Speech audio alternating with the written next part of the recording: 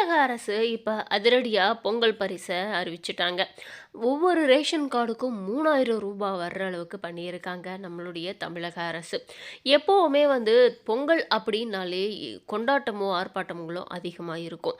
அதுவும் இப்ப இந்த சமயத்துல பெரிதளவுல பொங்கல் பரிச எல்லாருமே எதிர்பார்த்துட்டு இருக்காங்க. அப்படி இருக்கக்கூடிய சமயத்துல தான் நம்ம முதலமைச்சர் அவர்கள் வந்து பொங்கல் பரிச அனௌன்ஸ் பண்ணிட்டாரு. ஒவ்வொரு ரேஷன் கார்டுக்கும் ரூ. 3000 அத்தோட மகளிர் உரிமை தொகை 1000மும் வந்து சேரும் அப்படின்ற அறிவிப்பையும் கொடுத்துருக்காங்க. இந்த அறிவிப்பு வந்து 12ஆம் தேதிக்குள்ள வந்து எல்லாருக்குமே வந்து எல்லா பொருட்களும் வந்து சேரும். அதே நேரத்துல அவங்களுக்கான பொங்கல் பரிசு தொகையும் வந்து ரொக்கமா குடுக்கப்படும்.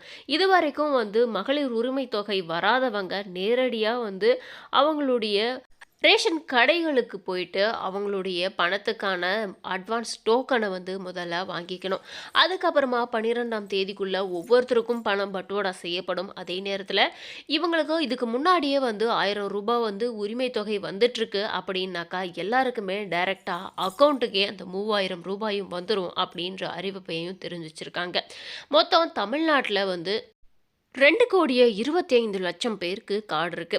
அதனால ஒவ்வொருத்தருக்குமே கண்டிப்பா அந்த உரிமை தொகையோட சேர்த்து இந்த 3000மோ இந்த மாசம் 12ஆம் தேதிக்குள்ள வந்துரும் அப்படின்ற உறுதியையும் தமிழக அரசுல இருந்து நமக்கு தெரிவிச்சிருக்காங்க.